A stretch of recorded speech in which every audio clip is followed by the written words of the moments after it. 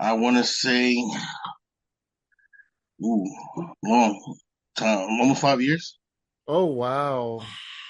That's cool. Why? Mine's been growing since like the pandemic, I guess. I think I cut it last in 19. So now Yeah, like I 4 cut years. it like a little bit because I've been growing it since 2015. But Wow. then I cut it short again because the same thing. I got tired of it and I was ready to cut it. So I literally just quit my job. And then I literally first before I even did my first time I did an open mic, I still had my long hair. But maybe that within that week I cut it and then I started doing comedy religiously during the before the pandemic. Well, congratulations on getting out of Amazon. Oh man, I needed that job. I heard they're the Yeah, worst. I've heard bad things, and I know that you like you know you once you started with them, you had like no free time, basically. You know, it's not hard work.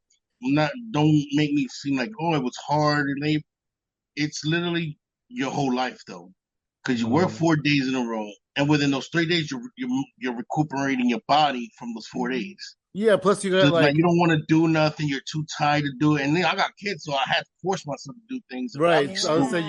you have to do stuff like run Yeah, and errands, I take got care of your exactly, kids, and then by I, the I time was you're done so with beat. I that, was so yeah. beat mentally that right towards the end, like I never admitted about depression. I never talked about people's depression, but I never admitted I had that job definitely gave me depression, man. 'Cause towards the end, I was like, oh, I can't do this no more. Because, in 2019, I quit a job just like that to start doing comedy. And then Wow. I'm going back to it. That's what it really, I think, really was. Like, I felt like I went back to what I was leaving Yeah, to do right. something I was happy doing. So that's the only thing probably. But then when I left there, I work at the dispensary now, with dispensary. Oh So hell yeah, dude, that's yeah, cool. I love my job, man. I really Got any do. free samples? I always every other yeah we do we get free samples. Well, Oh no, I mean for if me. it's not from our own crop, it's from other dispensaries. We'll pay like $5 for an eighth, which Wow, that's great. that's Wow. incredible. Yeah, For us, it's congratulations. probably a That's quite dollar the per hour. upgrade. Also, yeah. I mean, don't get me wrong. Not everything that we get is like really good, but it's $5. That's But now, cool. yeah, I feel man. like that's more your jam, Yeah. you know, Yeah, because definitely. Because I get to do because where I'm working now is in Camden, which is like literally 10 minutes from Philly. So I just literally oh, got a bridge ride over to Philly. I can do open mics on Monday, Tuesday, Wednesday, Thursdays, or the days I nice. work. Right after I get out of work, because by the time I get out of work, all the open mics start starting. So You even if I get there late, I don't mind it because I'm right there. do you ever But yeah, stop in Philly and get a Jersey cheesesteak? Jersey's cheesesteak. Nah, you know what's crazy? I had Philly cheesesteaks, what they call Philly. I like the regular cheesesteaks. I don't like. I'm not big on the cheese whiz. Like Yeah. Yeah, I that's found that right. kind of weird for When I me. heard they do cheese whiz, I'm like, what? Why? I get why some people like I like cheese whiz, but on different stuff, like on my fries. Yeah. Yeah, like on a If that Ritz or makes sense. something. I don't know, like directly from the can, I think it's like Directly from off of another person, you know. the yeah. I'm simple when it comes to my cheesesteak: fried onions, mushrooms, and extra American cheese, and it got to be white Ew. because yellow cheese looks weird. I Oh, watched. We interesting. googled the wrong things as kids, and it ruined us. Yeah, interesting. Well, on that note, what is up? Welcome to the hypothetical comedy. I almost forgot where we were. The hypothetical comedy podcast. I am Funky Sam Medina, And I am Athena Rodriguez. and we're here with comedian Chino Deleon. What's up, Chino? What's up, buddy? I love y'all, man. I missed y'all so much. I know it's Oh been man, forever, but yeah, you we miss just you know I'll too. be reading your comments and liking it all the time, man. I'm proud of y'all. Same. No, seriously, I want to say this from the bottom. I'm proud that y'all continue hypothetical comedy. I see y'all continue to venture more into that. So I just hope all the success for y'all, man. This series, I'm happy that y'all have me on. I appreciate to be here. So definitely can't wait to hit Cali because then we can really link up. Hell Hell yeah, yeah. yeah, that'd be awesome. That'd be hella cool. Yeah, man, I agree with you. Well, thank you very much, but I Yes. also wish the most success onto you because you're an amazing dude, and you know you're doing good things and you're coming up in the world a little bit. Mhm. Appreciate it, brother. Hell yeah. Try, man. I try, you know. And you look like me, so if you fail, then I fail. No, So I'm just we kidding. can't be both failures and lift each other up. No, the reason why I brought when I said Jersey's cheesesteak was because one of my favorite rants that you always used to do was that Philly stole the cheesesteak from Jersey. Well, this is what it is. We have a restaurant in Trenton called Pete's Steakhouse, and they were open from like early 1900s, and their original name was cheese steaks. Philly would call them steak sandwiches or steak and cheese. Oh Out of wow. nowhere, the word cheesesteak migrated over there. And I'm not like it could have been happening in the 1800s, but from my research, the original place to call it cheese steaks was where I'm from, Troy, New Jersey. But hey, man, we have a bridge literally that says Trenton makes the world taste. So it's just another thing Wow. they take from us, man. That's Fun awesome. fact: I lived in a city that created the Golden State Bridge, the Brooklyn Bridge, and most bridges in America. Well, the metal, the Oh, I did steel not came. know that. Yeah, the steel came from Trenton, New Jersey, the Roebling factories. Yeah, Wow. Oh. That's uh, interesting. That's cool. yeah. Are you born and raised in Trenton? Born and raised in Trenton, New Jersey, Mercer Hospital, which doesn't exist no more. Anybody that's born in Trenton is born in Hopewell, New Jersey, because that's where the hospital's at now. Oh, damn! You have to go all the way to a different city. Yeah, I'm a real original. My son is one of the last kids that were born in Trenton. Oh Oh wow, wow. Yeah, that's cool. So you're my like, daughter was born all the way in Princeton, so she's a little bougie. that makes sense. Hell yeah, that's cool. What's it like for you growing up in Trenton? As a kid. It's different because I grew up. Even though I have both of my parents, my mom was a workaholic, and my dad was a drug addict. He was an alcoholic, drug addict, but he was always around. If that makes any sense. Yeah. He wasn't around when he needed to be. He was around when nobody needed him. But Yeah, no, I thank know the God, feeling on my, that my one with dad's the been dad. clean about 8 years now. We're in great relationship. We have a great father-son relationship. I have two little brothers that are 5 and 6. Yeah, I am 35, and I have two little brothers that age. But growing up, it was pretty fun, man. Like where my grandmom lived, I had a bunch of kids in every house that were around my age, so we always had kids my age playing from early in the morning to 10 o'clock at night. When you see us, a bunch of us kids on whoever's porch playing, talking, trash talking. But when I came to my mom lived more in a neighborhood where it was older people, so I really ain't. I stayed home. That's the only thing I really do. My mom was Nothing to more do in that strict than neighborhood. my dad's side. My dad's side was like, as long as you're in front of the house or not in trouble, do what you want. My mom was like, yeah, once that light hits the streets, get your ass in the house. Now, And your dad's like, "Wait, you're here? You're here this weekend?" yeah, seriously, no. Dang. A real funny story is that my dad used to work. So like, even though I made him seem like he was a bum, he wasn't a bum. But he'll come home Friday from work, give me a kiss, give me a $20 bill, and be gone the whole weekend. I see him as I'm leaving, going back to my mom's. Oh Wow, dude, I have a similar wow. situation. My dad, I mean, he wouldn't even like come home on Friday night. He would go to work on Friday morning and come home Monday after work. Yeah. So, and most times it was like that too. With my dad in the summer, especially in the summer, Well, you're I would be lucky, there. man. You I got would be 20 there all bucks. summer. Yeah, I'll be at my grandparents' up. Even though, like I said, my mom was work, so I was most of my life as a kid from the age of I want to say 3 to 12. I was really raised by my grandparents, my grandmom and my grandfather, who just passed away recently. Um, but my mom was always there. My mom never missed a beat. She just worked a lot. She had to. You know what I Yeah. mean, she was a Mhm. single parent with 3 kids, so she may have to make sure she had to be at work whenever they needed her, and she needed the money. So I don't blame her. As an adult, I get it now. You know, Yeah, definitely definitely, get it definitely now. see things Back, differently as an adult. yeah. Oh, back then I didn't get it. It was like you're always working. You don't love me, but I get it. Yeah. She really wouldn't love me if she would have been a bum and homeless. Yeah. Exactly. It should have been selfish, right? If she would have just hung out with you all the time, because Yeah, I yeah. know. And now that you're trying to provide for children too, you kind of know the feeling. Mhm. Oh man, I mean, it's a pride thing for me, man. It's like I hate to be like the man thing. It's just a pride for me. I don't care what sex you are. I don't want nobody to ever say I wasn't in my kid's life, even Yeah. though I don't care what people think, and that's weird. I know it's a weird thing. I don't care what people think about me as a person, but as a parent, as a father, the Yeah. last thing I ever want somebody to say is that you're a bad father or you're not. You're. I got custody of my kids, so I wish somebody would tell me that. You know. I'm glad that you say that you can see it from your mother's perspective now that you're an adult, because when my kids were little, they're like getting older now, but when they were little, I used to work a lot because I was a single mom, and Yeah. it was stressful, and there would be times where I'm like, oh my gosh, I've seen my kids for 3 hours today. Yeah.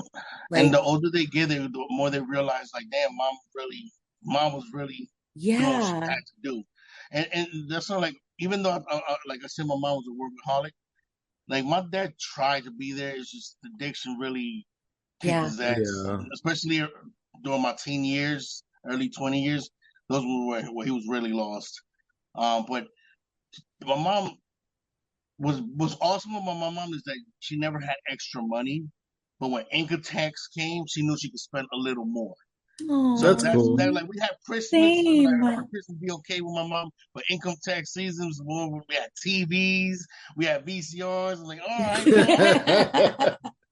I know what I know she was getting paid a little bit better once she put a phone in my own. Like I had my own phone in my room at 15, so but my Oh own line. yeah. So I know I made it. I Nice. made it. Dude, that's so crazy because like when I was probably a little bit older than 15 though, I had my own phone line in my room. I mean, I paid for it. It was my line. But like just that was a thing that we did and that we thought was like the shit, you know? And like now everybody just has cell phones, so it doesn't even matter. Yeah. Well, but back then when you had a cell phone, you had money.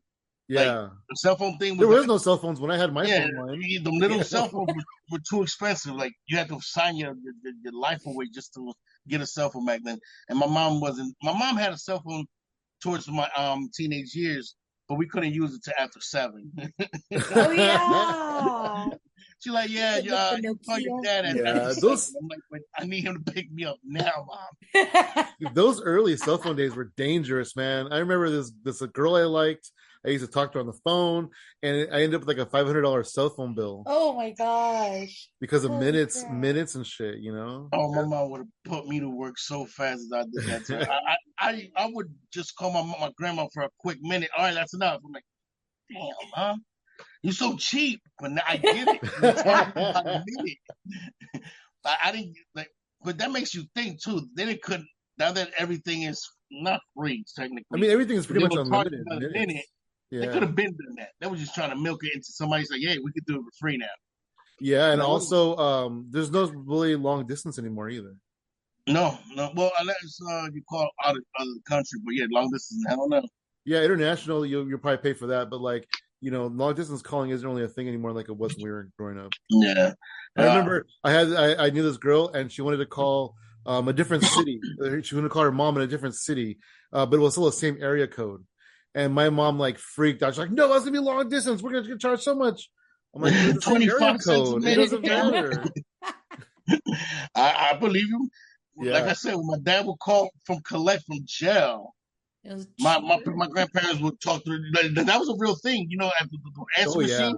My We mom would too. Yeah. go back Oh and yeah. forth just answering through that little part where they let you hear because we couldn't. That was almost three Oh, dollars like a you would like talk during the recording part, Yeah, like you yeah. would say, Like that commercial, like it's Bobby, we had a baby, it's a boy, and then hang "Yeah, up. dude."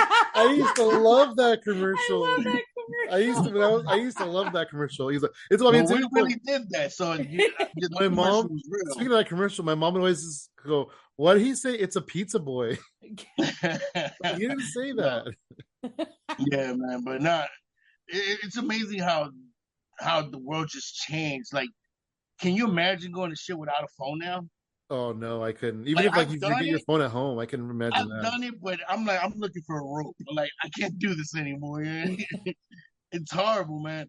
Like it's crazy how addicted we are to our phones. And we're like, I'm not addicted. We're addicted because we could watch a movie and just out of spur of moment, let me check what's on Facebook real quick. And then one Yeah. thing leads to another, and you're not paying attention to the movie And anymore. you're not paying attention to it. Yep. I do that sometimes. You're I'll have to all on rewind whatever's shit. happening. You start watching videos on Facebook, on YouTube.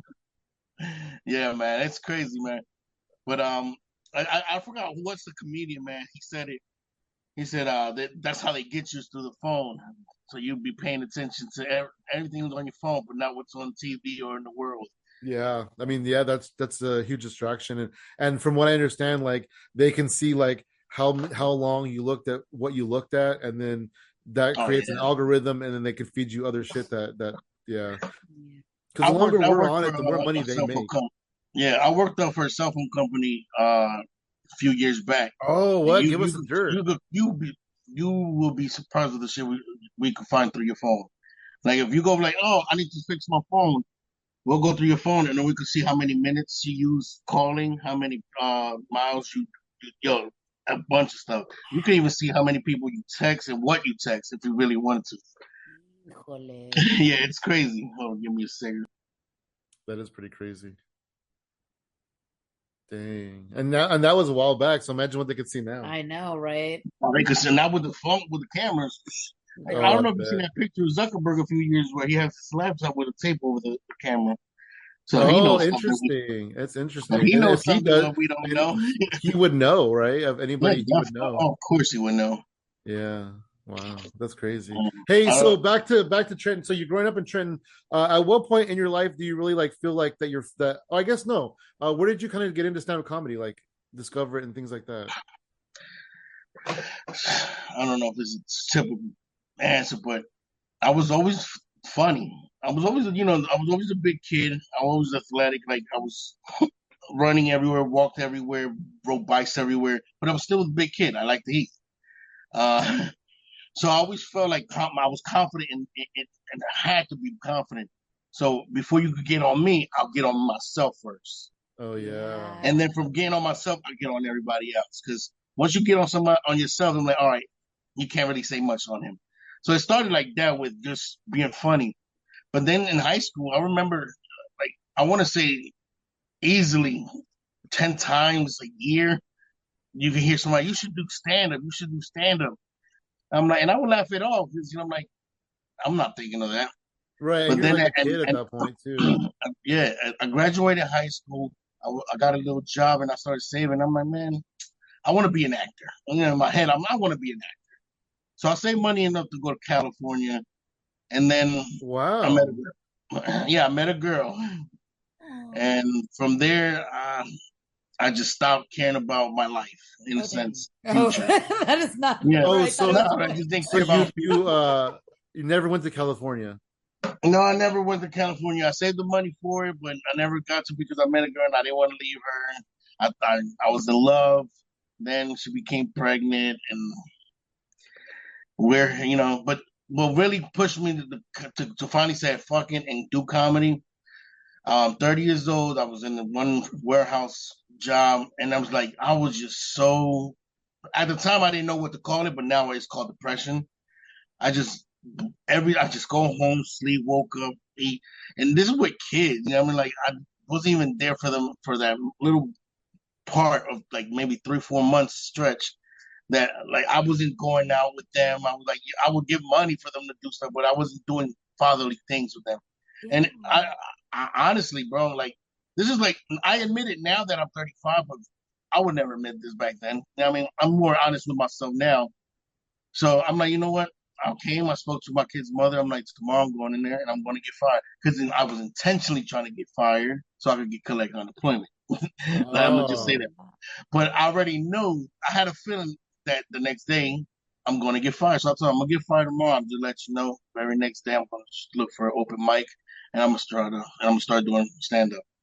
And exactly how it happened.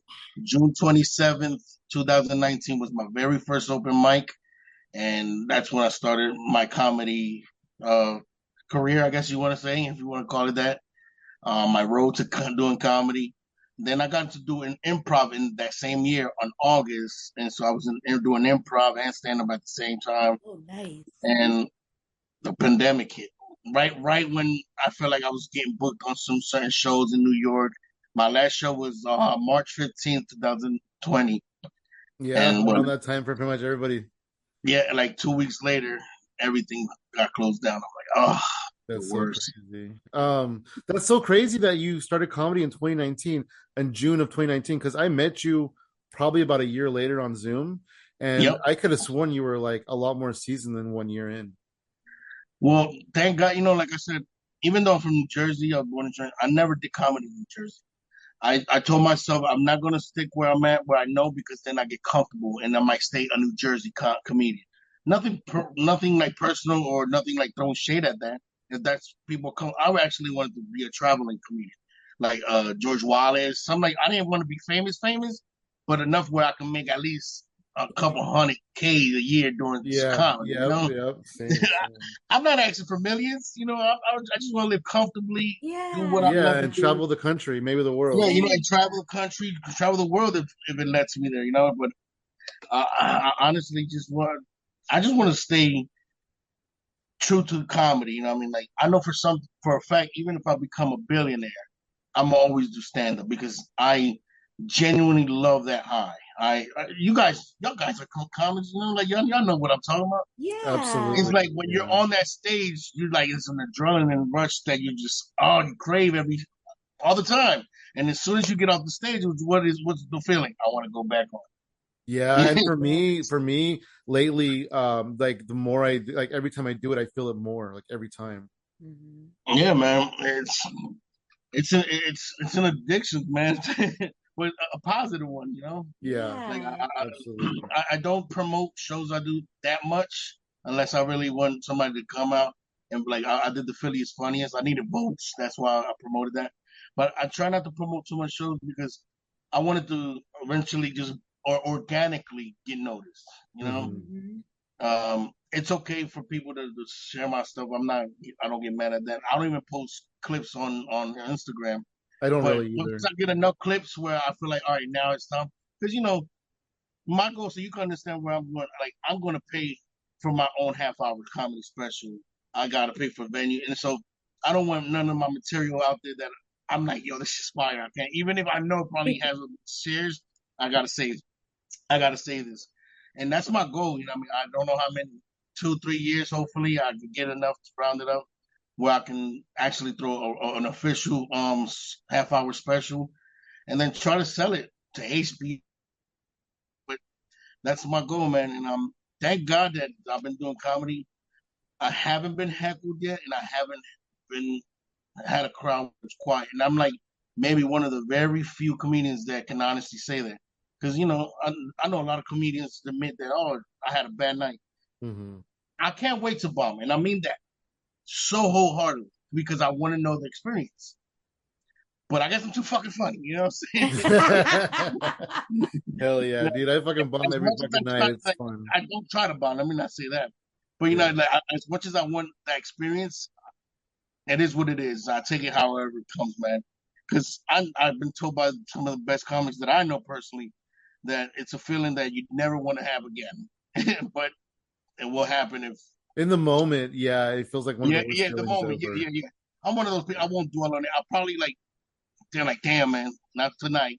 But I think I'm more headstrong than a lot of people. Yeah, So I I feel won't do like that. it's all how you look at it. Like some people bomb and they don't even realize they bombed. They just think they had an off night, you know? Yeah. I respect that confidence. So going back before the pandemic, you said that you never did comedy in Jersey. Was it just Philly? You went to New York as well? Philly, New York were the main two spots. Philly was my main spot where I did open mics. When I get booked shows, I did in New York.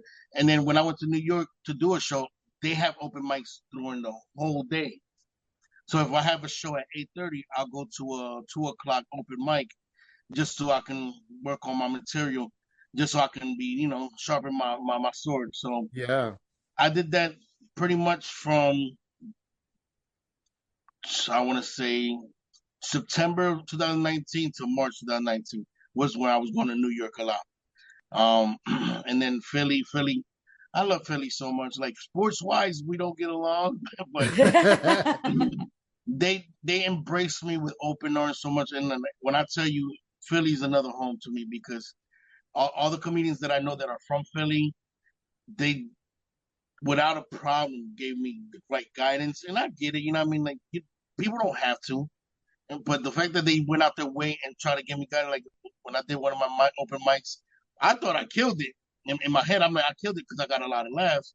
But I had one comedian come up to me and like, look, you did a good job. I'm not going to say you did bad, but learn how to space your jokes, and that's where I got my timing. So it's like I'm, Right. I'm still learning to this day. Yeah, Um, same. I feel like 4 years in, it's still not enough time for me to be called a comedian. That's me personally. But when somebody like, yeah, that's Chinno Deleon, he's a comedian. I get happy when I hear that shit. Yeah. I've struggled with that myself. Like, am I a comedian? Am I an amateur comedian? Like, where do I kind of stand with this? And I've been doing it for over 10 years, and I still feel like I'm learning every time. I think you're supposed to feel that way. I think you're supposed to feel like you're constantly learning because you're talking about like your audience is not going to remain the same. There's going to be Yeah, different generations of yeah, people Hmm. that you have to learn that humor. Different cultures, Yeah. yeah. different I age groups. Mhm. I've been in a room full of what you call elderly folk, where I had to read the room and know that my jokes that work for 20-year-olds ain't gonna work with these guys. So I write material for every genre, every kind of person. One thing I don't do is I still curse, no matter the age. Now I always tell the promoter, is it a clean show? Because if it's a clean show, I try my best to clean up my material, which I've done before, but it's Mhm. Yeah. just I don't feel authentic cleaning up those jokes because for some reason fuck just sounds a bunch much better. You know, when a few fucks there, and there, it's like Inflection. I gotta enjoy that, man. But I get it. Don't get me wrong. Dave Chappelle said it. Comedy, everybody has a hero in comedy. No matter what political view, whatever religious view, whatever anything, any background, there's a comedian for any of them. And I appreciate that. I Mhm. get that, and I met a few comedians that I know I would never do a show with because Yeah. they're more on the clean side. But we Mhm. could joke around behind scenes, and you hear the same person that you're not cursing on stage will be cursing right in front of you in the backstage. So I get it. You play to your audience, and maybe that's eventually I gotta grow out of it. Like you know what? It's not about me. It's about the people that are actually listening to me. And if I really want to be heard, I know I gotta clean it up a little bit. But I don't think I'm really that bad. I just say a little bit too much curse words. I think I it's don't really talk important. about nothing group tests. I don't talk about sexual things like that. Besides the one joke, I'm pretty sure y'all heard that. Um, this that I can say it. Most of my jokes is about me, my kids, and my weight. Nice. I'm a You big guy mentioned for anybody listening.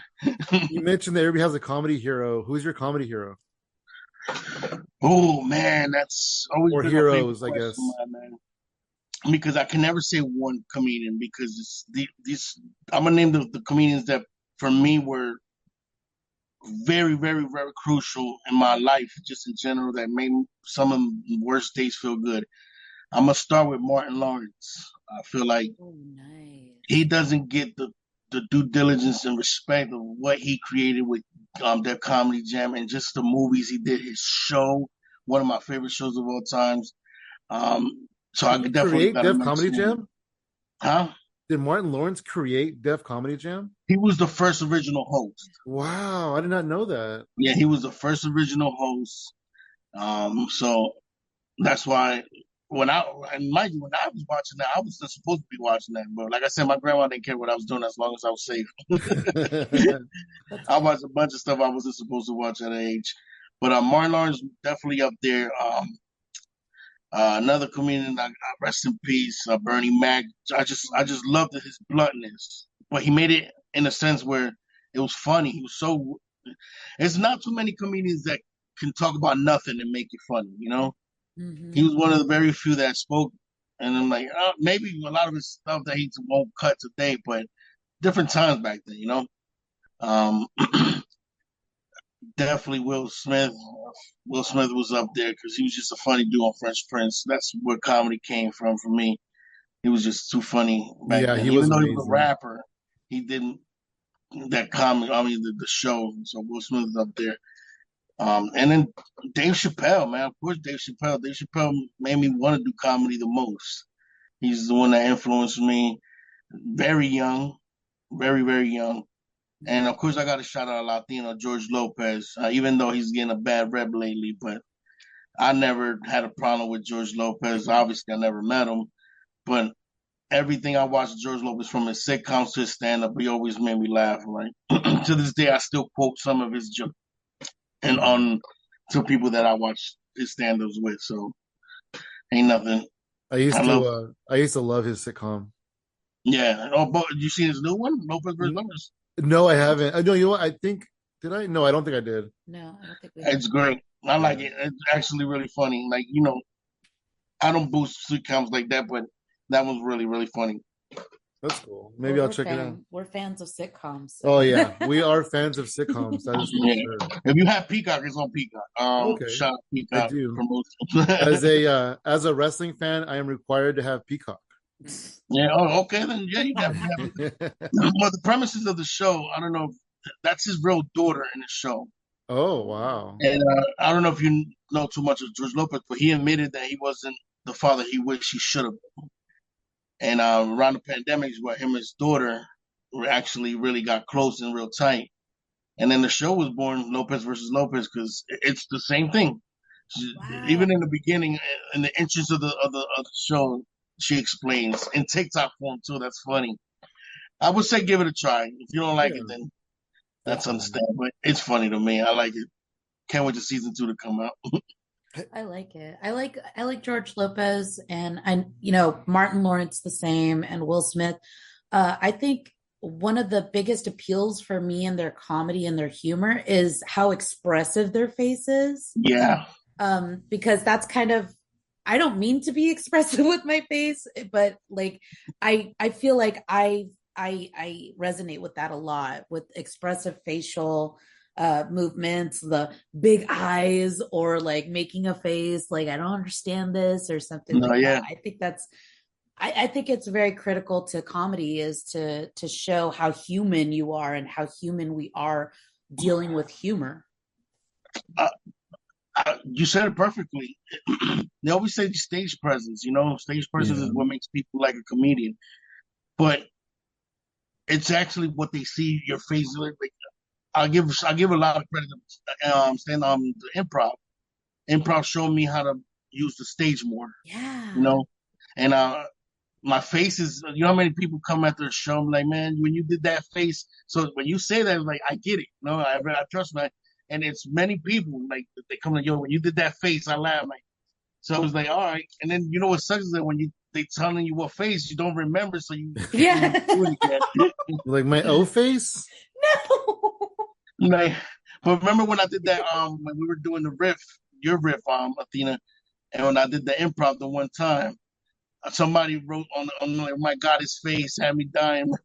Oh Oh my gosh, yeah. Chino. Was it the movie one where The you're movie sitting theater and one, talking? yeah. The movie one was one of the funniest things in my Oh my life. gosh, it was so epic. That I was so wanted funny. my kids to freaking animate it. That's how much I loved that. Oh, that's dope. Yeah, Yeah, that was they do. You gotta let me see that. that was one of the best sets. I mean, there's been a lot of good hitters on that mic, but like that's one of my favorite sets that happened on that I mic was the movie appreciate it, man. theater one. Man, I just whenever message I ever put, just want people to know is that I just love doing comedy, whether it's improv, stand up, writing. Like I write a lot of material that I don't think is funny, but I thought at the moment I thought it was funny, and then when I re-say it to myself, I'm like, that's staying in the archives. But it's just, trust me, man, I really do enjoy comedy. I'm not here to get rich off of it. I'm not one of those. I mean, and if I do, thank God because I'm broke as hell and I don't want to Yeah, work no more. I know the But I'm not feeling. trying to get rich. I'm just trying to. I want to be like, yeah, one of the best comedians. I don't want to be the greatest. I'm lying. I do want to be, but I'm not. I'm not. You know, I'm being honest with myself. You know, I just want to just enjoy. I honestly enjoy making people laugh. That's Yeah. just something I really enjoy. Like, I'm not trying to be Chris Rock, but like I do want to be able to do comedy and get some money to compensate. Absolutely. Oh, yeah, I agree. I when I say I'm not trying to get rich, I'm not trying to be a millionaire, but I want to be a thousandaire at least. You know, Thousandaire.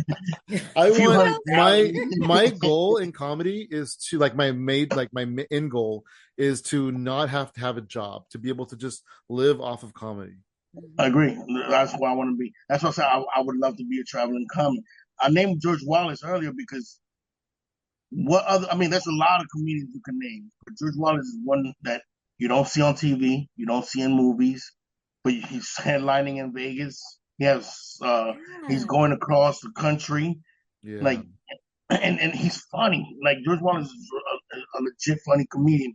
So if my career comes anything close to that, like I'm gonna be happy. I'm a happy camper, dude. Right? Yeah. I would love. There's a bunch of comics I've seen come through Tommy T's who aren't like necessarily famous or on TV or whatever, but they're funny Yeah, as hell and they sell at comedy clubs all over the country. yeah. I know a lot of comedians like that. I know. I mean, well, not personally, but like just by hearing their name. Yeah. I'm trying to think of his name right now. I can't remember his name. If I remember, I'll bring it back. But there's a comedian. Just stop us if you remember.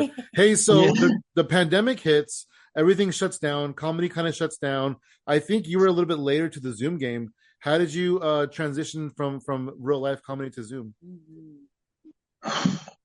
I just, I remember I didn't even know Zoom comedy was a thing at all. So I'm just thinking, like, what can I do? What can I do? And then I'm like, I need to do something. I was ready to start doing sketches for Facebook. I'm like, I was writing sketches to do it. And literally that same day, I was going to start recording sketches. The no Backline Comedy Club, with Brooke. Brooke? Yeah. Out of nowhere, it was a sponsored post saying open mic Tuesdays on Zoom. The only one that I ever seen. So I'm like, all right, let me try. We'll see what this is about. And literally, that's how I got introduced to everything else. That was in June of 2020. Okay, that wasn't that So late. I mean, you maybe 2 months, 3 months into the yeah, I pandemic. heard everybody was doing like around March, April. So yeah, I get it. I did Brooks open mic maybe four or 5 weeks, and then I remember you wrote me, "Hey, you want to do my open mic?" I'm like, "Yeah, hell yeah," because you're the first person that asked me to do it, and then after that, a lot of people started asking me to do their open mic. That's So I'm cool. like, "Yeah." Dude, I don't know what it is about you, but the first time I saw you on a Zoom mic, I was like, I got to be that dude's friend. He doesn't know what I'm it a is people about I don't know person. what it is about you. I It's need like to looking into a mirror, I swear. Just kidding. And then you went and got glasses. You fucking Yo, and bastard. it's funny. It's funny because I didn't have glasses. I had long hair. You had glasses, but your hair was starting to grow. It was And then short when still I at the got time, to yeah. Amazon, yeah, I got to Amazon. I got the insurance there for $20. I got health, eye, and dental. I wasn't because that's the only good thing about Amazon that they Wow, got that's free good. insurance. And I Wonderful. got glasses literally right before my 32nd birthday. Nice. So and then I had glasses, and then we were still doing the Zoom things, but I wasn't really as heavy because now the world was opening, and so I was trying to do more. Well, I actually was working a lot, so I'm not You even were doing working a open mic. lot, yeah. Because remember we were trying to do a podcast with Berto, and you were Yeah, like yeah, yeah, the one that was super busy, and then Berto started getting really busy too. Now Berto's like doing comedy like every night. Yeah. yeah. I was. I spoke to Bird maybe a few months ago, and I was just telling him how proud I am of him, man. And I'm like, big ups for real, man. Oh I yeah. wish you all the good luck, bro, because I see you doing it. He went to Cali. This is when he went to Cali. Oh yeah. And He was only here for like 3 days, and he was doing comedy He was every so single busy. night, and it was during the week, so I was working, yeah, during yeah, the yeah. day and stuff, and he was doing comedy at night, so I didn't get to see him. But next Yeah, time, but he's killing it because he is killing it, man. he got the right and he has the right demographic of audience too, man. So in Texas to be Latino, they'll be supported out there. So I get that. Yeah, Over and then here, he's you like can literally he went to Cali, and then he went to like Chicago, and he went to all yeah these in different Chicago. places. Yep. Yeah, no, he's tearing it up. What was it like for you? like the Zoom comedy, like how different was it for you when you went into that? I think the answer is the same for everybody. It was weird. Yeah, no, it Like I really see was. people laughing, but if they're muted, so it's like, all right, I guess I keep doing what I'm doing. Like, cause as a comedian, you want to hear the laugh. You got like Yeah, I don't know. I want to say you want to hear it. You gotta hear it to me. I better hear that shit. But then that's why I'm like, hey man, unmute yourself. I don't care if you laugh over my jokes. I want to hear your laughs. But I get why people muted it because they want to hear them sounding like hyenas and shit. yeah. And then some people, I'm not gonna mention names, laugh right into the microphone and like overpower everything. That's so the crazy about the dynamic of Zoom. Like Mhm. everybody has the same amount of audio. They Yeah. should like they should make it so the speaker has higher audio, and then the person that's not like spotlit, maybe everybody else has like lower audio. That's a great idea, actually. Yeah, you know what's funny though? Sam muted me maybe once or twice before, but you're like, yeah, you're talking. We hear you talking, and in my head, like, no, that's just me breathing, bro. I'm not gonna tell him, oh, my bad. Yeah, I'm talking to my kids. But nah, I was breathing. Well, at least you were breathing. That's good. Oh I man. know, I man. took Bro, it got bad, bro. I really am working on losing weight. Believe it or not, I lost 10 pounds since I started my journey. I stopped drinking sodas. I'm drinking just water and ice teas. I lost 10 pounds just doing that, and now I'm just moving every day, doing more activities, going to water parks, going to parks in general. And I really what made me think about losing weight is because one night I woke up and I couldn't fucking breathe. oh As I'm up, no. as I'm up, I'm like, Oh my and That's scary. I'm like, I took that one fresh air. I'm like, oh shit! And then I got so scared, I didn't even go back to sleep after that. I'm like, damn, bro. So, but now I know what it feels like to be face fucked by a ghost. So Oh dang. Oh. that's exactly what it felt like. Because I'm like, yo, I couldn't breathe. I'm up. Like, what the hell is still happening? But I don't panic. That thank God that I learned that at a young age. Whenever you're going through something, don't panic and figure things out. Like when Yeah. I catch cramp while I'm swimming, don't panic. Swim as best as you can. Get out of there. Now when Yep. I breathe, don't calm down and try to suck in air. So that's how it hurt. But yeah, that's why I really am trying to lose weight, man. I'm not trying to lose my life, man. Since the pandemic started to now, I gained over 100 pounds. So yeah, I really had to do something Oh my for my gosh, health. same. I do. I mean, I Probably don't not know. 100 I for don't think me, I but gained maybe 100, 40. but like I do. I have like the sleep apnea stuff, and then Yeah, we were doing vegan for like 10 months or whatever it was. It completely went away. Oh So, yeah. and then I'm like, but do I want to do that again? Within a Because week. food is so good. Within a week, he was able to breathe better and sleeping. And then I in believe it. 2 weeks, 2 weeks, he dropped like freaking like what, 10, 12 pounds. Something like that. And I was Yeah. Oh like, wow, like that's awesome, dude.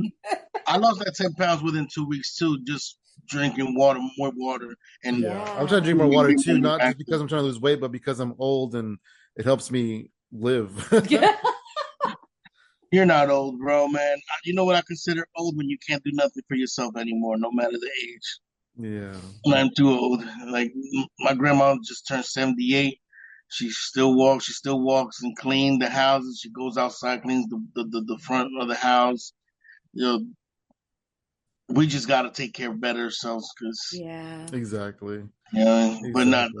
I definitely do because I got a 13-year-old and my daughter will be 8 next Friday. So I definitely want to be. Wow. Your kids are Yeah, I want getting to up be there around. too, man. That's crazy. Aww. Time is 8? flying. Yeah, Wow. yeah. When pandemic started, yeah, she was 4 years old. Yeah, I remember her being a Yeah, she little was girl, little. little baby. Yeah. Yeah, my son's 13. That's Oh my gosh. crazy. Good luck. And he's taller than me. Oh, He's taller than me and his mom at 13. Dang. I always put my fist in his nose so smell that. You better That's go gonna buy that. happen if you get.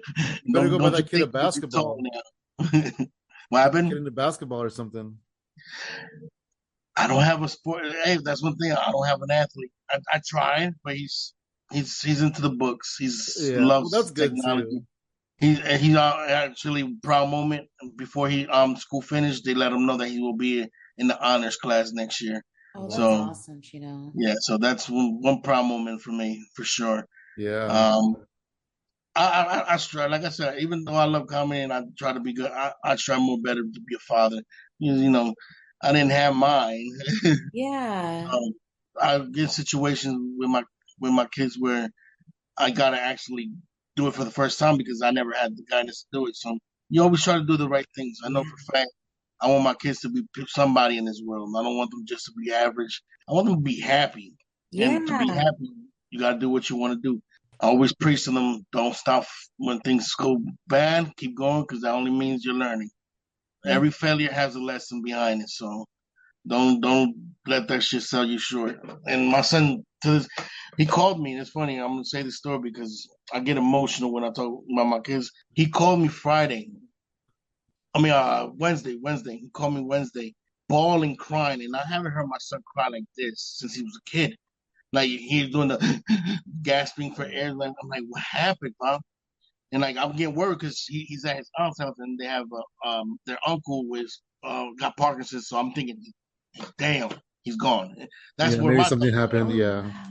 And he was like, he said, I just listened to My Way by Frank Sinatra, and I don't want you to die because I told him the day I die, I want that song to be played at my funeral. Oh. Oh, So wow. when I tell you, I had to hold my composure because I didn't want him to hear me cry. But as soon as I hung up the phone, my eyes started bawling. I'm like, wow, man. So that's another thing why I gotta lose weight, man.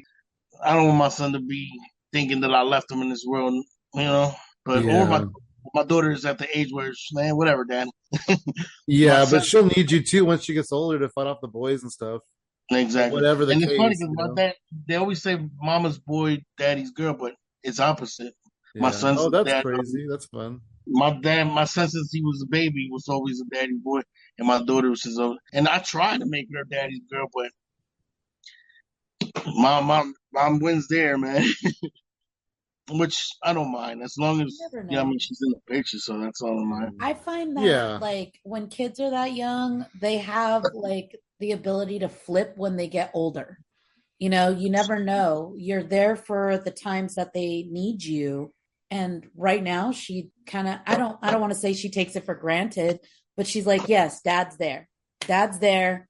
That's all that matters. Dad is there." Yeah, You know? and it's so funny that you say that because I asked her like, why you don't love me like you love your mom? Just asking, just like because you're always here. Mm, okay, I get it. Dang. But she said it like she's expecting me to always be there. So Right. Yeah, Yeah. so exactly. like I get it. I get it. Like mom comes and goes. Yeah. So she really is a mama. You know, like when I tell you I get jealous. I'm not even gonna lie. I'm gonna be honest. Like sometimes I want to fight her. I'm like, damn, dog, I'm right here, dog. But I get it. You know what I mean? Because I was different. I was a mama's boy. Like I can admit, I'm Yeah, same. still I can still say the same. I'm a mama's boy.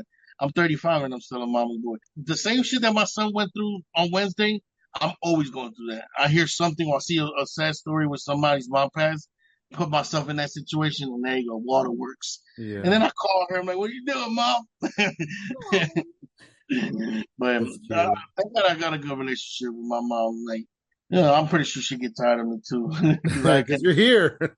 Yeah, I Well, couldn't. I just found out how we differ. You said that at your funeral it's gonna be, was it My Way by Frank Sinatra? Yeah. And at my funeral it'll be My Way by Limp Bizkit. oh my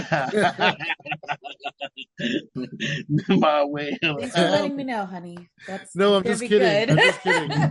I'm just kidding. Don't The do that. original or the remix? I want Corn Got the Life. I want Corn Got the Life.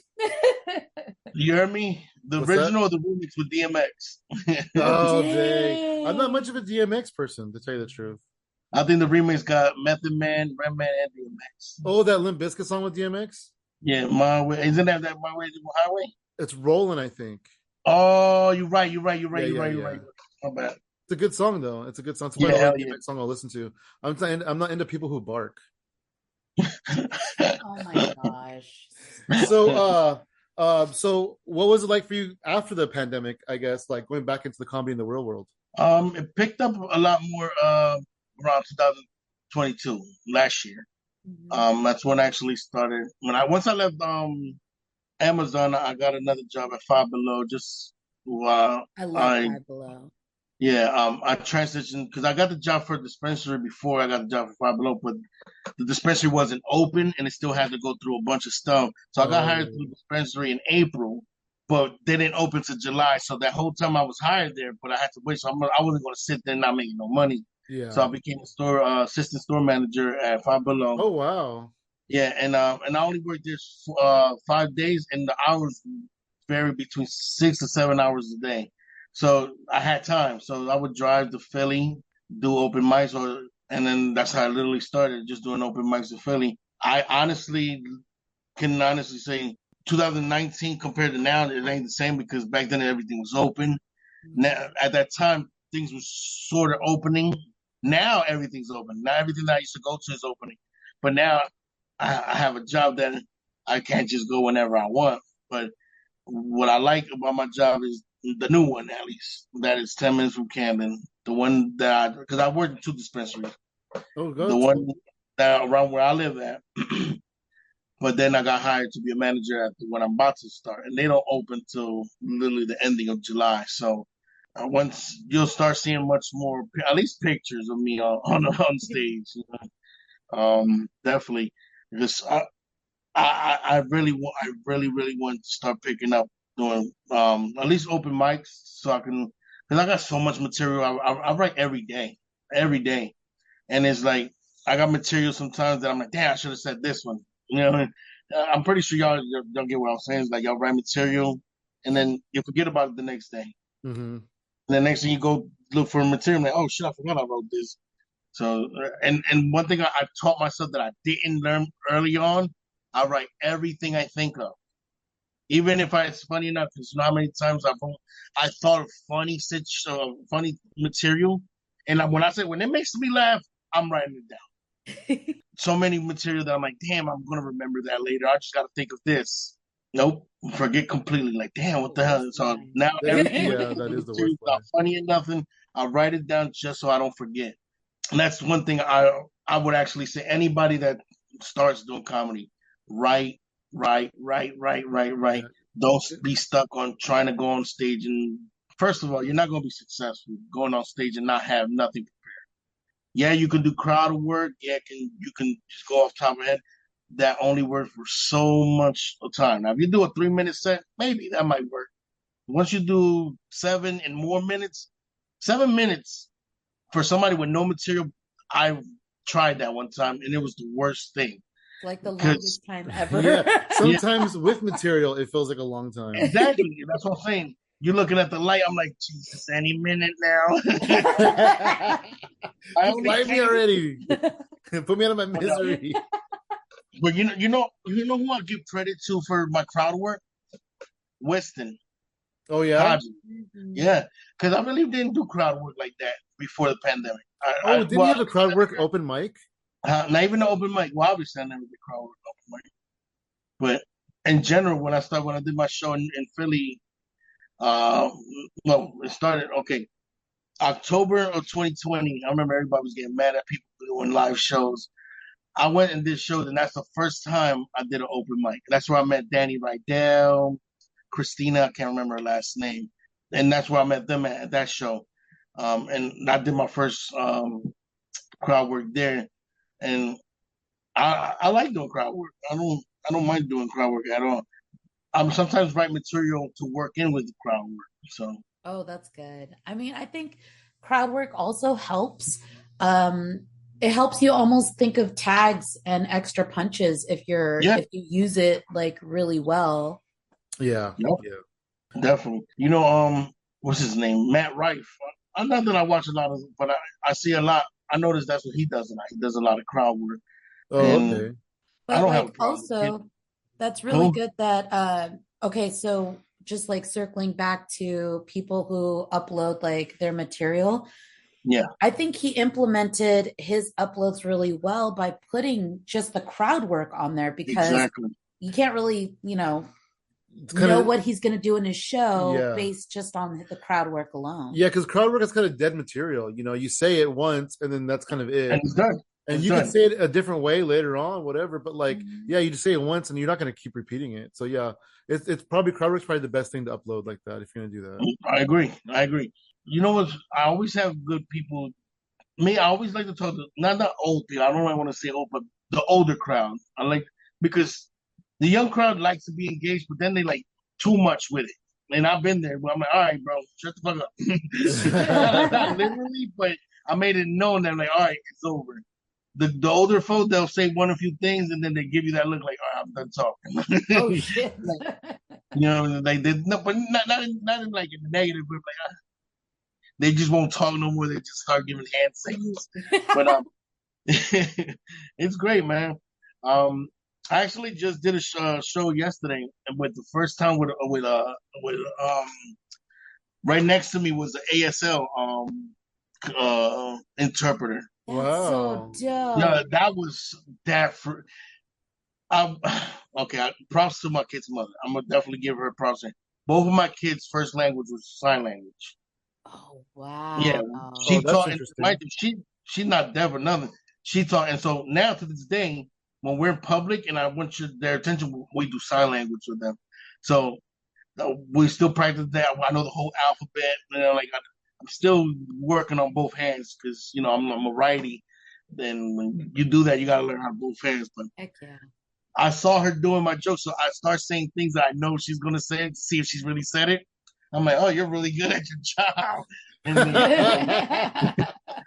but That's I great. made her laugh, and literally right in front of her was like I think it was a group of maybe 4 or 5 deaf people. So I'm like, man, I wish they could hear what I gotta say. And then once I said that, she wrote that. They started laughing. I'm like, oh, that's fucking great. I wish I had that on camera. That's another Wow. thing that pissed me off. I don't record my sets all the time. Ah, I kick myself in the ass when I don't do that because I don't have a camera. I just have my phone, and I don't trust people with my Yeah, phone. right. That's a little bit fearful sometimes for me too. Like if you put your phone there to film it, somebody's gonna run off with it. One time, Yeah, one time, speaking of dispensaries, we were performing at a dispensary, and there's not really any tables or anything to put my phone. So I set up a little tripod, and then they had like a cooler. They had like these weed drinks in it, yeah, and I yeah. put my tripod on top of the cooler. And during my set, somebody opened the cooler and closed it, and my phone fell onto the ground. And It was then great. like, fuck this phone. No, they didn't even see it, I guess, whatever. But They saw I should find that it. clip though, because it's funny. Because then I roasted the person, and I was like, Yeah, I think since my phone fell on the ground, there's gonna be a crack on the bottom left-hand side of the screen. Because there already was. yeah. I bet. Oh, you already had a crack. Yeah, it already had a crack on it, and so I was just like roasting the guy. He That felt was bad funny. You about got to pay for it if it's there. it. That's funny. Hell yeah. No, yeah. I don't mind crowd work. Like I told you earlier, I never dealt with a heckler. One time, bullshit. One time I had a heckler, literally very beginning, but he was not a really. I had a bit on wrestling.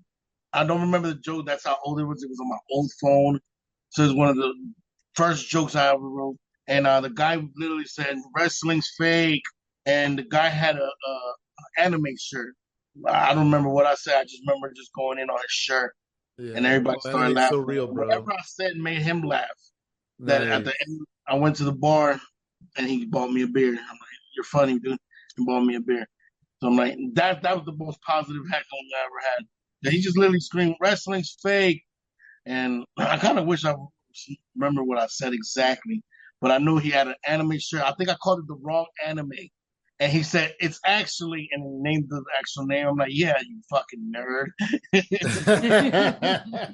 He told my wrestling's fake over here, correcting me on anime. And Nice. then everybody started laughing. But yeah, I don't mind. I feel like where I am in comedy, I'm prepared for everything. That's Excuse me, cool. no matter what it is. You Um, don't imagine like in like 5 more years. 5 more years, It's I'm definitely better be traveling, and that's better going towards me. Like, excuse me, I don't give no excuses. I'm going to be traveling. I even say within the next 2 years. Hell Me- yeah. I was gonna say yeah, that. that's I feel awesome. like because you have such a charismatic energy already, and the positive perspective that you have on comedy and your growth, and you know that you have to pace yourself, I think that's just going to project you a little bit further because you're able to roll with the punches, so to speak. Yeah, definitely. Like I said, I appreciate you saying that. Definitely. I'm the student in the game, man. Like I really give props to those who came before me, and I take well given advice, right, the way it should be taken. Yeah. You know, earlier I said about the Philly comedians that give me.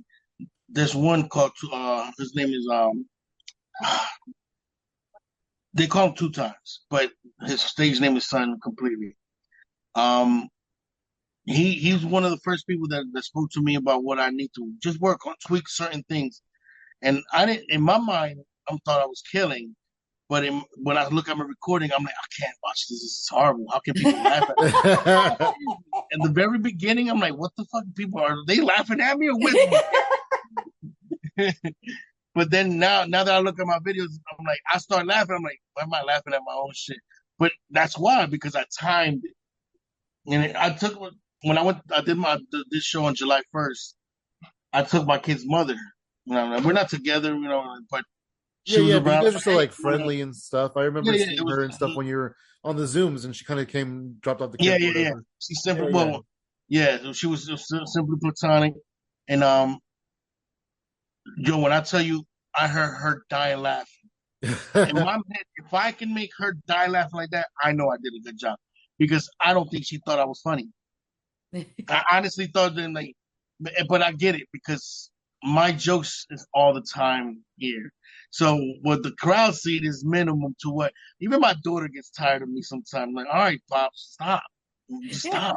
And my son is the only one that enjoys it and doesn't mind it. But he actually wants to start doing comedy. I'm like, if that's what you really do, you better have them grades up. And if your grades were where I really, which they always are, I'm like, I'll start looking at open mics where you're age approved. You know what I mean?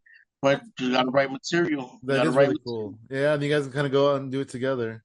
Yeah, and I told him, write material and make sure. And the number one thing I do, he tried, and I get it because I was his age. He tries to make older people laugh by dark jokes. I'm like, dude, that's not going to work in comedy. It's not going to work. You do that with your friends. That's dark jokes are friend jokes. Yeah. It's not when you go on stage. And when I say not like gruesome stuff, but like things, I'm like, all right, dude. To me, like I probably would have laughed at your age, but right. But I'm not gonna laugh in front of you right now. Yeah, I'm not gonna laugh in front of you. But when you walk away, I'm gonna laugh. Who was it? Was it? I'm not gonna lie. Eddie Murphy, but, I think. I definitely want to let him know that don't expect to get paid. I'm like, if this is what you want to do as a job, then you're in the wrong job, right? Because you're an intern. You better have a backup plan. I'm 4 years in, and I got paid once. Dang. Eddie Murphy, I think it was Eddie Murphy that said when he first started doing comedy as a kid, he was doing stand-up for his adults and his family, and he only would do poop jokes because that's all he really knew. Yeah, but that would work for a kid comedian. Yeah, right. It does work for a kid comedian. So, yeah, but that's what he said. He wants to do that, and then some other things he said he wants to do. So I'm like, he's at the age that he's gonna want to do everything. There's 100 things he wants to do, exactly. And then as he gets older, he'll narrow it down a little more. Look, man, I'm 35 and I want to do a bunch of things. Comedy, I'm gonna always do. You know what I mean? I'm like, yeah, I want to open my own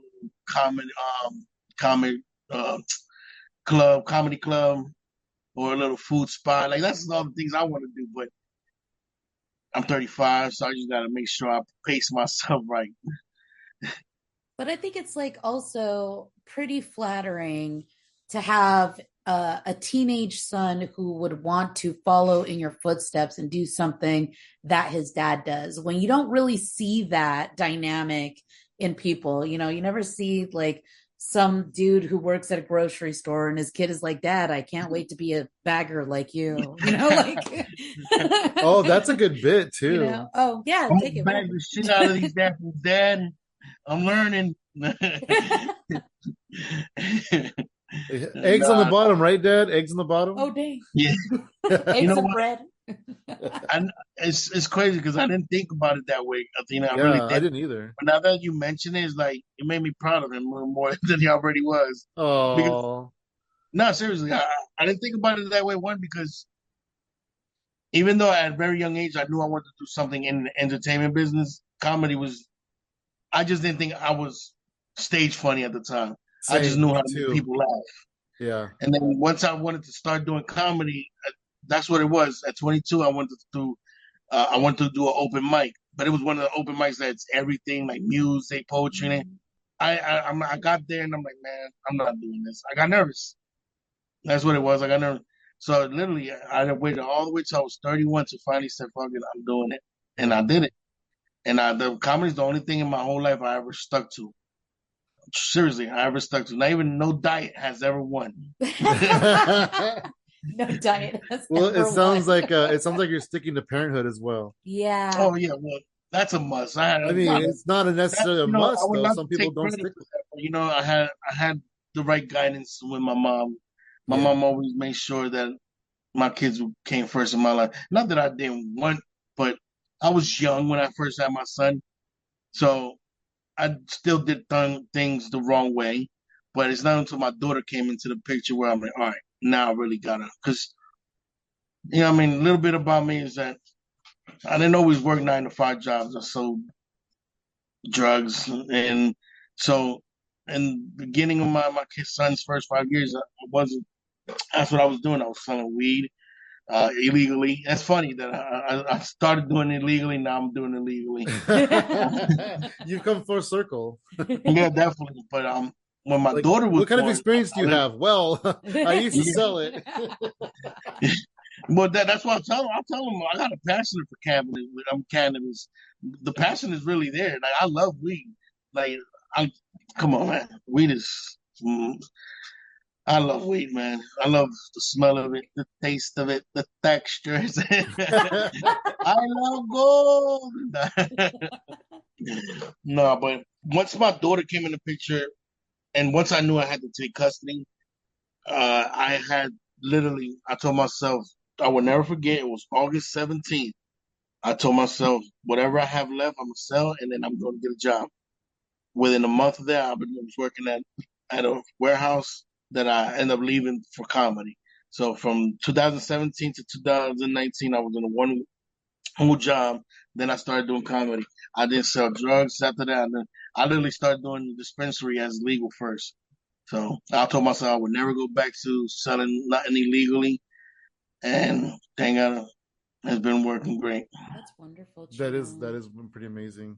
And I hope you give yourself a lot of credit for that because a lot of people who become parents don't think that way. Yeah, you could have been the other way around. You could have been like, I have to do this to provide for them. Or I don't want to deal with this. I'm out. Yeah, yeah, Well, that's how I first started. I'm saying, I'm like, oh, I got to do this because I got a son. I got a son. yeah, But the truth is, I wasn't doing it because I wanted to do it. You know what I yeah. mean?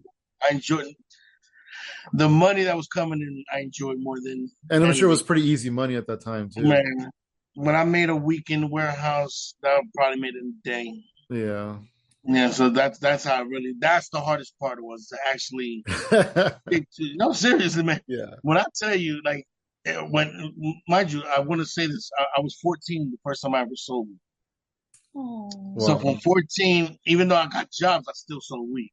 Yeah. So 14 and on to literally 20, 28. 28 is when I had to literally get custody of my kids. And I'm like, told myself, all right, grow the fuck up, bud. 29 came. I was 28 going on 29 when 2017. And then I became 30. And I never did anything illegal. I drive the speed limit. Like, dude, I do everything the right way nowadays, man, because I just want to make sure my kids know that I am trying, you know? Look, yeah. And my son Yeah. sees it. It's My son amazing, does. man.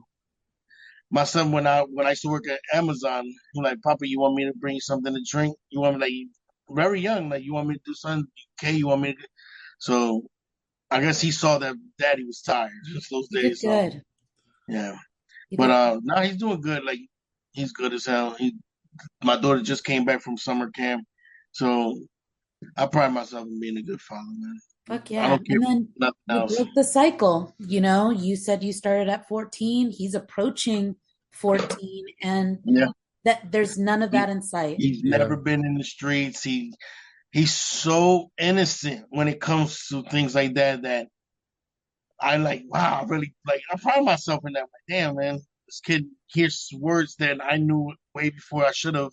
Like, what's that? The only thing I'd worry about is video games. But I don't let him play too many groups games neither. The worst game he got is probably Call of Duty.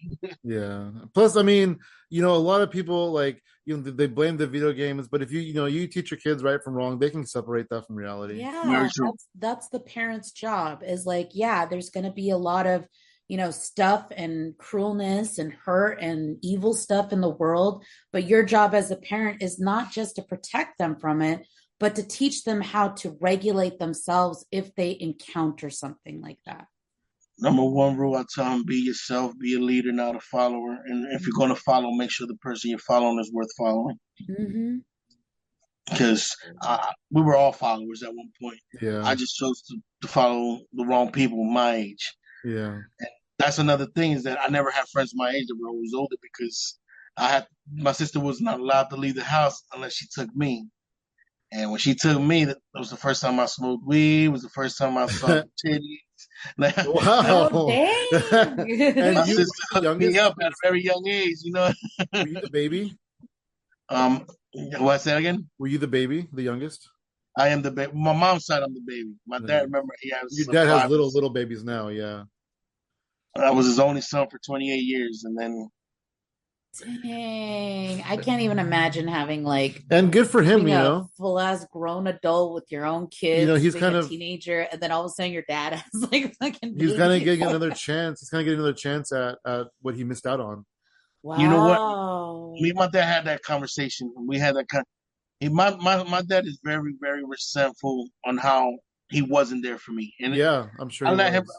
I, He is. you know what made me forgive my father? I don't know if you ever seen the special from Kevin Hart where it says where it wasn't comedy, it was him just recording his life for like 2 or 3 years. Oh wow. Um, No Fucks Given, I think it was called, where he spoke about his father. And like, I get it now. I'm at an age where I get it. I don't know what was going through his head at that age, but I'm going through my own thing now. So who am I to judge anybody going Yeah. through what they're going through? My dad was the same thing. My dad was the first person out of his family to migrate over here at 17. He was here for by himself until I was born, and I wasn't born Wow. until he was 22. So all those years by himself, all he had himself. Then when I was born, my grandmom and my grandfather came over, and then the rest of the family through the years eventually came. Now everybody's here except my grandfather who passed. My dad is the only. I shouldn't say this, but my dad is a G. He is working on getting his citizenship, but my dad is the only illegal immigrant out of the whole family. So in a way, he paved the way for everybody to come over here and do it the right way. He came here the same way through Coyote. He landed in Cali first, from Cali to Chicago, Chicago to train, and then been in training ever since. Yeah. Well, that's cool. Yeah, but Um, we had a great relationship, man. I let him know, man, I forgive you a long time ago, and I good. forgive you every time Good. we. I'm glad that you're able to do that. I didn't forgive my dad. I didn't have that conversation with him until he was on his deathbed. But I'm glad Well, that we still had that conversation. Well, he didn't, but I did. yeah, yeah. I mean, for the sense of peace of mind, not trying to get too deep, I mean, because I don't know anybody hears this probably want to hear it, just laugh, but it's true. Some of our greatest jokes come from our deepest pains, man. Yeah. And there's a joke where I wrote about my dad, where at one point I didn't think it was funny at all, but now that I'm an adult and I can make things funny, it's probably one of my best jokes. But remember, Winston Hodges came out with The his special about his special dad. Yeah. about his dad, and I made a Grieving joke. productively.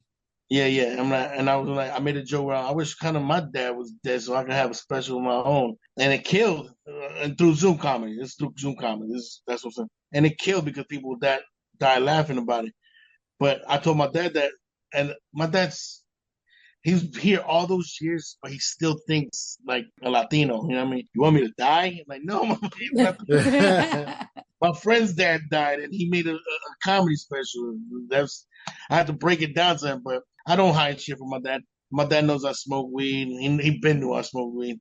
But the best thing I can ever tell anybody that has something or anything against any parent, not just their father, is if you're an adult, understand their mindset wasn't where your mindset's at, and you can never judge anybody from their mistakes because you're going to make your own, and you don't want yours to be judged. I feel that. I feel that definitely. Like, um, when my dad started getting sick a lot before he passed, there were times where he was like in a coma, and we didn't think that he was going to make it. And I visited him, and every day I visited him, it was like I was getting these like images of how he was when I was little and he was younger, because he had me when he was 19. Wow. And I was thinking about when I was 19, I'm like, man, I wouldn't have been able to fucking deal with having a kid and like all the crap that he had to deal with. And then the same thing with my mother. Well, I'm a little less, you know, accepting for my mom, because I feel like a lot of the things she did, she knew better. But Yeah. at the same time, like, I don't cut her off completely. I still give her the grace of she can call me and talk to me. I love her from a distance. She knows that I still care and stuff like that. And the reason why I do that is for my kids. Because God forbid I ever do something that makes them want to distance themselves. I want them to give me that same grace, you know? Sure. No, seriously. I agree 100%. Absolutely. Hey, so I guess let's wrap things up here. What are a couple of things that you hope to accomplish in the comedy in the next maybe year or two? The next year, I definitely want to be booked in more shows. I definitely want to start my content on social media. Make my content. The hardest thing I have right now is that I don't want to copy anybody, but it's hard not to copy somebody, even if it's just a little bit, you know. Yeah, I mean, yeah, But that's true. yeah, but definitely is continue doing comedy, stand up, um, keep writing material, and keep writing material that is going to work on my special sometime soon. I'm serious about doing my own special. I don't care how much it costs. It's going to come out of pocket. I'm willing to do what I got to do for that. All the greats done it at first. You know, Kevin Hart first paid for his first special. Chappelle paid for his first special. Gabriel Iglesias paid for his first special. So I definitely want to do that and just shop it around. You know, shop it around, or not, just create a website where I sell it there and make all the profit. Yeah, no, that'd be awesome, man. That'd be really Yeah, cool. Do you have a but title pretty much yet? I would like to be booked more. I'll be. It sucks because I need to be. You need an audience already for people to book you, or at least to have you on a good show. Mhm. And Yeah, I don't do bringers, so I try that's the not only to as reason. well. Yeah, and I get it why it's there, but I won't. I don't do that now. Not 4 years in. Maybe my first year, Yeah. but no, not now. Um, besides that, man, I just let life come as it comes and enjoy every day much as I can with my kids. I know it sounds cliche, but I just want to enjoy life as much as I can before it's time to kick the bucket, man. Yeah. So Hey, we can exhale. do you have a title for your special yet?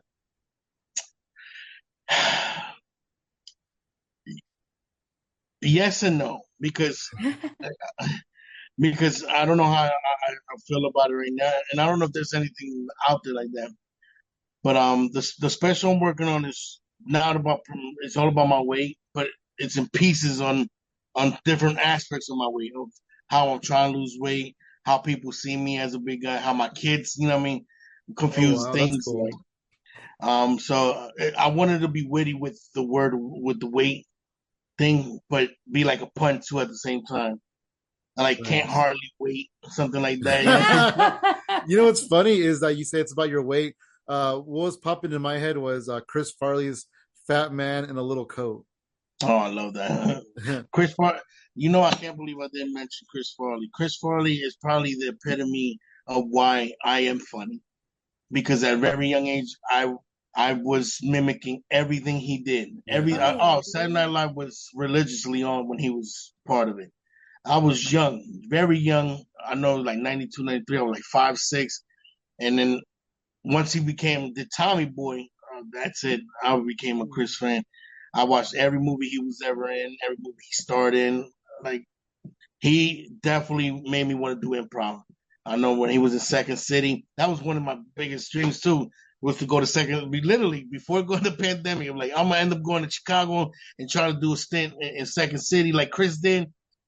But then the pandemic and Yeah. stuff. But Chris Farley, thank you for mentioning him, because if anybody hears this, that man definitely deserves to be credited on just why I'm funny. Did you I know that he was supposed to be Shrek? He was supposed to be Yeah, they Shrek. have a few scenes that They they already filmed. filmed a Well, few. recorded Yep, back in audio. 1997 was when. Yep, I know a lot about Chris. Hell yeah. And David Spade was to play Donkey. Oh, what? I didn't Yeah, know that. yeah, Oh, dang. Wow, that would have been so different. That's yeah. crazy. That's I'm, so crazy. I feel like we got the best Shrek because Imagine being David Spade and be like, "Hey, you're sorry your friend died, so we're not going to use you anymore." Ouch. Ouch.